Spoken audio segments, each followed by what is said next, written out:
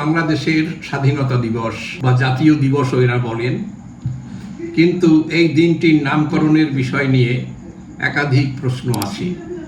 কারণ 1971 সালের 25শে মার্চের মাঝরাত থেকে পাকিস্তান হানাদারদের বর্বর অত্যাচার নেমে এসেছিল বাঙালিদের উপরে, এবং পরদিন থেকে টানা ডিসেম্বরের 16 তারিখ পর্যন্ত তা চলছিল। ফলে এই সময়টাকে আমরা বিজয় দিবস বা স্বাধীনতা দিবস না বলে এটা জাতীয় শোক দিবস হিসাবে ঘোষণা করা উচিত ছিল। কারণ পাকিস্তানি হানাদারদের হাতে 30 লক্ষের উপর লোক মারা গিয়েছিল, যাদের মধ্যে 25 লক্ষ অন্তত ছিল হিন্দু, এবং 1 কোটি হিন্দু বাংলাদেশে থাকতে না পেরে তারা ভারতে আশ্রয় নিয়েছিল।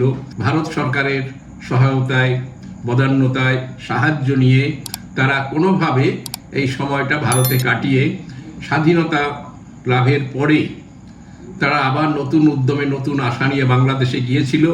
পরে সেই জাতির পিতা শেখ মুজিবুর রহমানের কয়েকটা ভুল সিদ্ধান্তের জন্য, যাকে আমরা বলতে পারি অবিমৃষ্যকারিতা, তার জন্য আবার সেই পরিস্থিতি ক্রমশ সেই পাকিস্তান সময় অর্থাৎ 1971 সালের আগে যা ছিল তার চাইতেও খারাপ থেকে খারাপতর হয়েছে।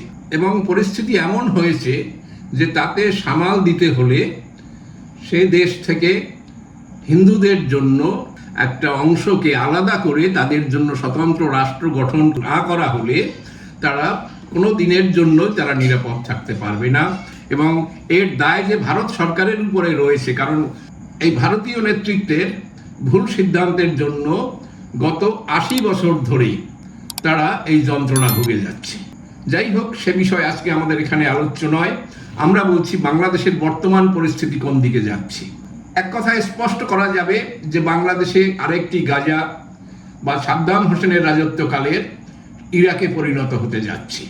এর ফলে সেখানের যারা সাধারণ মানুষ, শান্তিপ্রিয় মানুষ, গণতন্ত্র প্রিয় মানুষ, সামান্য মুষ্টিমেয় যে সংখ্যক উদার নীতির মানুষরা রয়েছেন, যারা এখনো ধর্মনিরপেক্ষতার আদর্শের পক্ষে, সেই মানুষগুলোকে বিপদে ফেলার জায়গায় চলে এসেছে। আজকেই একটা চ্যানেলে দেখলাম যে গাজার যে সাধারণ মানুষেরা হামাসের কারণে তিতিবিরক্ত হয়ে ইসরায়েলের হাতে তারা এখন যেভাবে মার খাচ্ছে, তারা এখন হামাস দূর হটো, হামাস বেরিয়ে যাও, হামাস বাতিল করো, এইসব স্লোগান তারা সেখানে দিচ্ছে। যে হামাসের সামান্য কিছু লোকের জন্য সেখানে, এবং তাদের মৃত্যুর সংখ্যা 40,000 প্রায় ছাড়িয়ে গেছে, কিসের জন্য?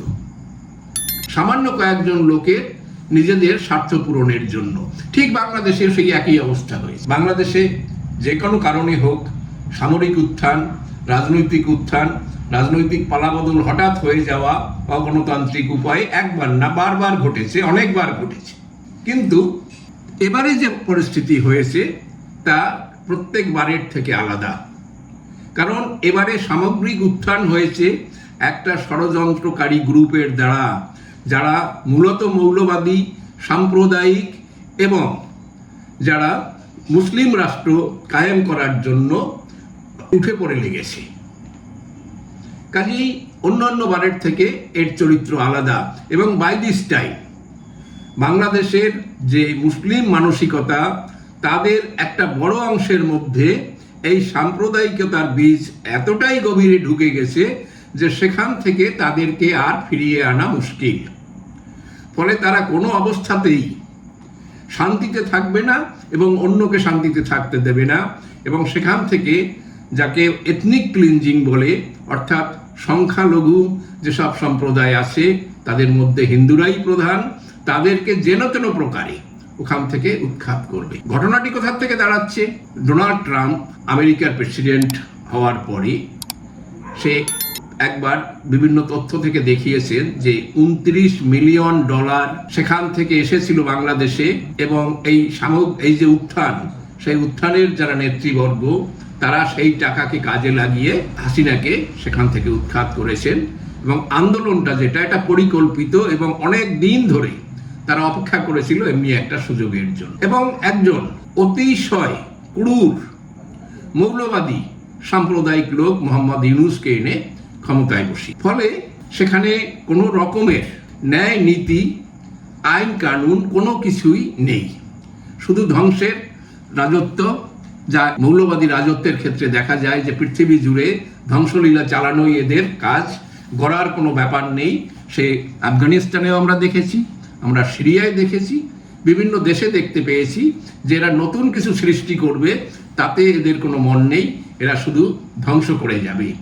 সেইভাবে তারা সেখানের যে স্থায়ী যা কিছু ছিল, তাদের যে কালচার, তাদের স্বাধীনতার সাথে সম্পৃক্ত যেসব জিনিস, তাকে সম্পূর্ণ নস্যাৎ করেছে এবং বর্বর অত্যাচার শুরু করেছে হিন্দুদের উপরে। এমনও ঘটনা যে সেখানে যারা মৌলবাদী যে দল, জামায়াতে ইসলামের যে নেতা, সেও বলছে যে হিন্দুদের উপরে ধর্ষণ অত্যাচার করা হচ্ছে। এমনকি সে বরগুনার একটি উদাহরণ দিয়েও দেখিয়েছে যে সেখানে 10 বছরের একটি মেয়েকে গণধর্ষণ করা হয়েছে এবং তার বাবা যখন থানায় কেস করতে গেছে, একদিন পরে সেই বাবাকেও খুন করা হয়েছে। অর্থাৎ এইরকম যখন পরিস্থিতি, আমরা আগে দেখিয়েছি যে একের পর এক হিন্দু সরকারি কর্মচারী, শিক্ষক, অধ্যাপক, তাদের কাজের স্থান থেকে তাদেরকে সরিয়ে দেওয়া হয়েছে, ভয় দেখিয়ে তাদের কাছ থেকে রেজিগনেশন লিখিয়ে নেওয়া হয়েছে।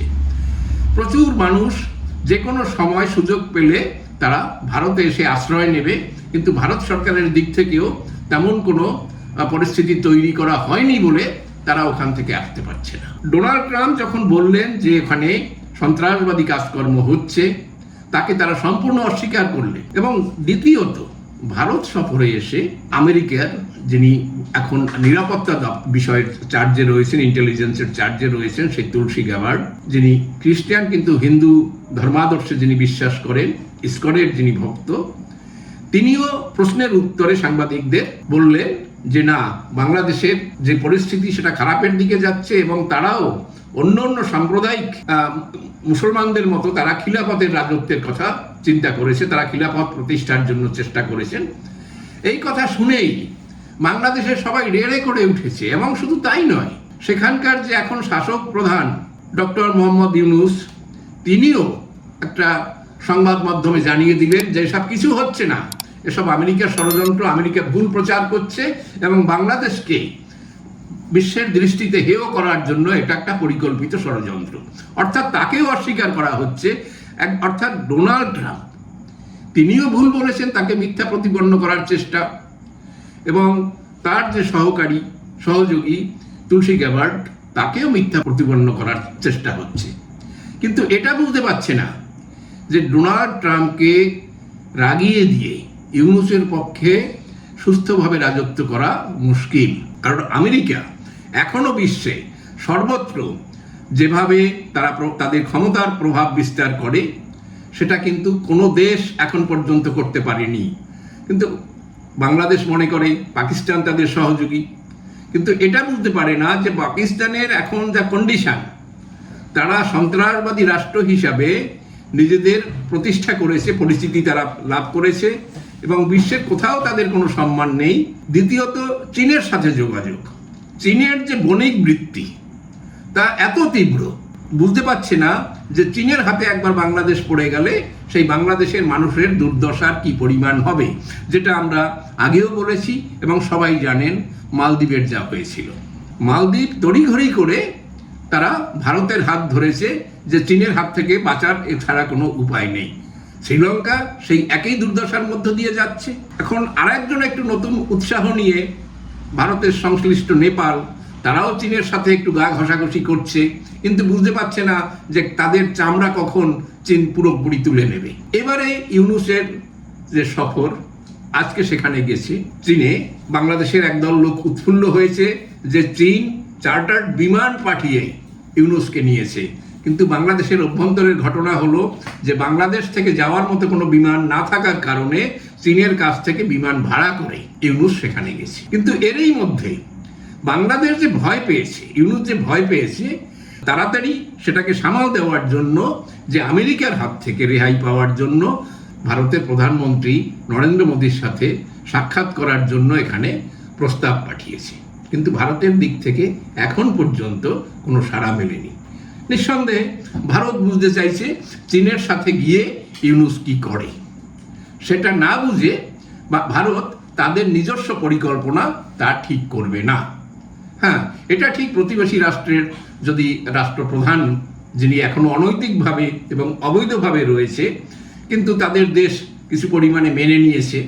কাজে সে যদি সাক্ষাৎ করতে চায়, ভারত সম্ভবত তাকে সাক্ষাৎ করতে দেবে, কারণ একাধিক ইস্যু রয়েছে যা দিয়ে পারস্পরিক বোঝাপড়া সেখানে দরকার। অন্যদিকে আবার আর এক সমস্যা তৈরি হচ্ছে, বাংলাদেশে এখন প্রচার হচ্ছে যে যে কোনো সময় সেনা অভ্যুত্থান হবে।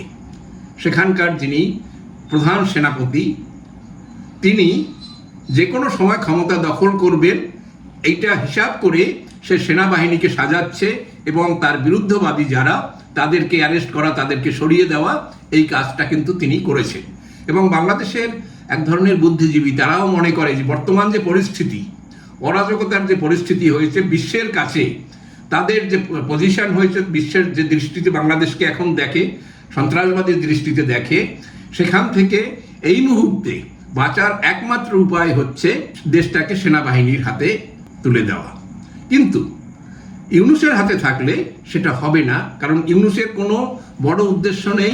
তার একাধিক ব্যক্তি স্বার্থের বিষয় ছিল, তার এগেনস্টে একাধিক মামলা ছিল, সাজার অর্ডার হয়েছিল, সে সেইগুলোকে কাটিয়ে নেওয়া, এটা তার একটা উদ্দেশ্য। এবং সোজা বাংলায় বলা হয় ফকুটিয়া, কিছুদিন রাজত্ব করে যাওয়া, এটা করার সে একটা ব্যবস্থা করেছে। এছাড়া তার কোনো উদ্দেশ্য নেই। কিন্তু আলটিমেটলি সামান্য কিছু বিপদ হলে সে যে কোনো সময় বাংলাদেশ ছেড়ে পালিয়ে যাবে। কিন্তু আমেরিকার যদি একবার দৃষ্টি তাদের উপরে পড়ে, আমেরিকার জাতীয় পাখি যে ঈগল, তার দৃষ্টি যদি একবার পড়ে বাংলাদেশের উপরে, বাংলাদেশের সাধারণ মানুষ তাদের যে কি পরিমাণ ভোগান্তি হবে সেটা তারা বুঝতে পারছে। কিন্তু মাথামোটা একদল মৌলবাদী, সন্ত্রাসবাদী, তাদের মধ্যে সেই বোধটা নেই, কারণ তাদের জন্মমৃত্যু কোনো কিছুই নেই। তারা ধরে নিচ্ছে জেহাদেই হলো তাদের আলটিমেট জায়গা, এবং তার ফলে সেই জেহাদের গতির দ্বারা তারা স্বর্গে পৌঁছে যাবে, পৃথিবীর সমস্ত অপূর্ণ স্বাদ সেখানে গিয়ে পূরণ করবে। কিন্তু সাধারণ মানুষ বুঝতে পারছে এইসব জেহাদ করার পরিস্থিতি এখন নেই, বাংলাদেশের সে ক্ষমতা নেই, অর্থনৈতিকভাবে, ভৌগোলিকভাবে, সামরিকভাবে যে তারা প্রতিবেশী রাষ্ট্র ভারত কিংবা আমেরিকাকে কোনোভাবে প্রতিরোধ করে। এবং চীন কোনো অবস্থাতেই তাদেরকে এই সাহায্য করবে না যেখানে আমেরিকা সরাসরি ইনভলভ। কাজে এই পরিস্থিতিতে বাংলাদেশবাসীকে বাঁচার জন্য তাদের ভারতের সাথে তাদের অবশ্যই মিলতে হবে, আমেরিকাকে বোঝাতে হবে, এবং দেশের সন্ত্রাসবাদ, মৌলবাদ, সংখ্যালঘুদের উপর অত্যাচার এক্ষুনি বন্ধ করতে হবে। না হলে লাগাতার গাজার মতো যে কোনো সময় তাদের উপরে আক্রমণ শুরু হবে। কোন পক্ষ থেকে হবে তা আমরা এখানে বলবো না, কিন্তু সে দিন আর বেশি দূরে নয়।